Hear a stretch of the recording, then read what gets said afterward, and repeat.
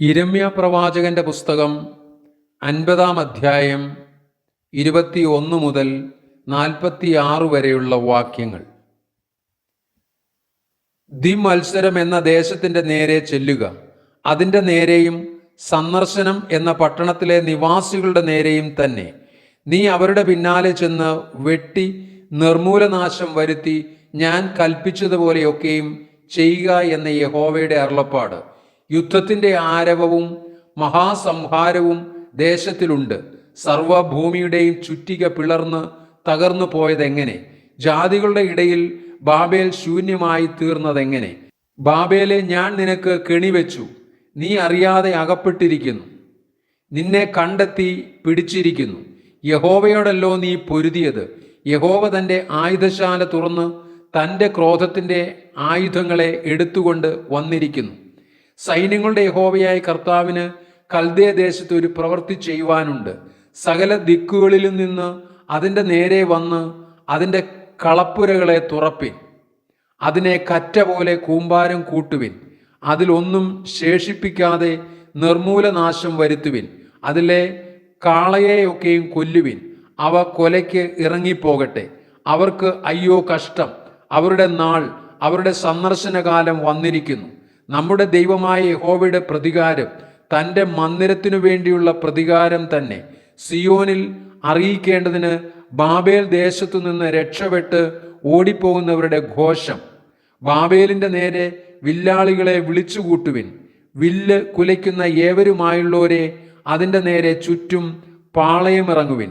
ആരും അതിൽ നിന്ന് ചാടിപ്പോകരുത്. അതിൻ്റെ പ്രവൃത്തിക്ക് തക്കവണ്ണം അതിന് പകരം കൊടുപ്പിൻ. അത് ചെയ്തതുപോലെയൊക്കെയും അതിനോടും ചെയ്യുവിൻ. അത് യഹോവയോട്, ഇസ്രായേലിന്റെ പരിശുദ്ധനോട് തന്നെ അഹങ്കാരം കാണിച്ചിരിക്കുന്നു.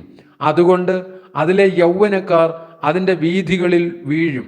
അതിലെ യോദ്ധാക്കളൊക്കെയും അന്ന് നശിച്ചു പോകുമെന്ന് യഹോവയുടെ അരുളപ്പാട്. അഹങ്കാരിയെ, ഞാൻ നിനക്ക് വിരോധിയായിരിക്കുന്നു എന്ന സൈന്യങ്ങളുടെ യഹോവയായ കർത്താവിൻ്റെ അരുളപ്പാട്. നിന്റെ നാൾ, ഞാൻ നിന്നെ സന്ദർശിക്കുന്ന കാലം വന്നിരിക്കുന്നു. അഹങ്കാരി ഇടറി വീഴും, ആരും അവനെ എഴുന്നേൽപ്പിക്കുകയില്ല.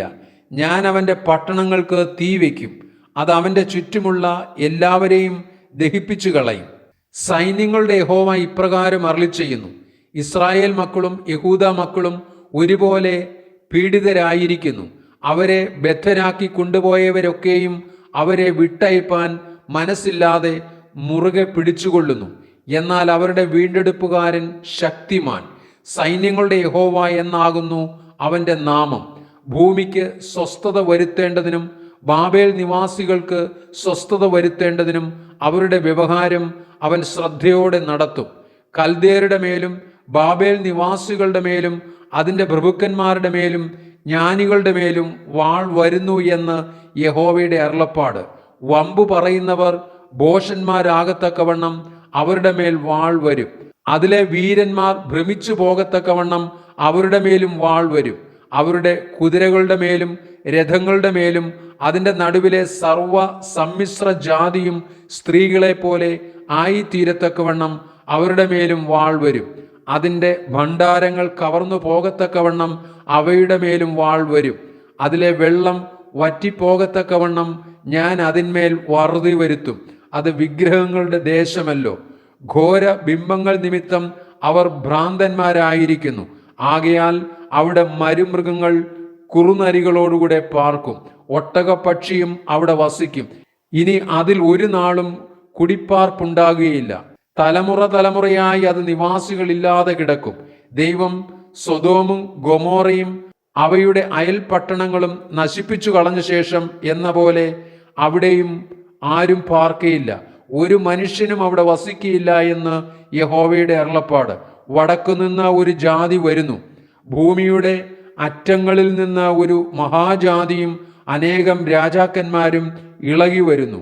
അവർ വില്ലും കുന്തവും എടുത്തിരിക്കുന്നു. അവർ ക്രൂരന്മാർ, കരുണയില്ലാത്തവർ തന്നെ. അവരുടെ ആരവം കടൽ പോലെ ഇരയ്ക്കുന്നു. ബാബേൽ പുത്രി, അവർ യുദ്ധസന്നദ്ധരായി ഓരോരുത്തരും കുതിരപ്പുറത്ത് കയറി നിന്റെ നേരെ അണിനിരന്ന് നിൽക്കുന്നു. ബാബേൽ രാജാവ് അവരുടെ വർത്തമാനം കേട്ടിട്ട് അവൻ്റെ ധൈര്യം ക്ഷയിച്ചുപോയി. നോവു കിട്ടിയ സ്ത്രീയെ പോലെ അവന് അതിവ്യസനവും വേദനയും പിടിച്ചു. യോർദാന്റെ വൻ കാട്ടിൽ നിന്ന് ഒരു സിംഹം എന്ന പോലെ അവൻ എപ്പോഴും പച്ചയായിരിക്കുന്ന മേച്ചൽപ്പുറങ്ങളിലേക്ക് കയറി വരുന്നു. ഞാൻ അവരെ പെട്ടെന്ന് അതിൽ നിന്ന് ഓടിച്ചു കളയും. ഞാൻ തിരഞ്ഞെടുക്കുന്ന ഒരാളെ അതിന് നിയമിക്കും. എനിക്ക് സമനായവൻ ആർ? എനിക്ക് നേരം കുറിക്കുന്നവനാർ? എൻ്റെ മുമ്പാകെ നിൽക്കാവുന്ന ഇടയനാർ? അതുകൊണ്ട് യഹോവ ബാബേലിനെ കുറിച്ച് ആലോചിച്ച ആലോചനയും കൽദേരുടെ ദേശത്തെക്കുറിച്ച് നിരൂപിച്ച നിരൂപണങ്ങളും കേൾപ്പിൻ. ആട്ടിൻകൂട്ടത്തിൽ ചെറിയവരെ അവർ ഇഴച്ചുകൊണ്ട് പോകും. അവൻ അവരുടെ മേച്ചൽപ്പുറങ്ങളെ അവരോടുകൂടെ ശൂന്യമാക്കി കളയും. ബാബേൽ പിടിക്കപ്പെട്ടു എന്ന ഘോഷം കൊണ്ട് ഭൂമി നടുങ്ങുന്നു. അതിൻ്റെ നിലവിളി ജാതികളുടെ ഇടയിൽ കേൾക്കുന്നു.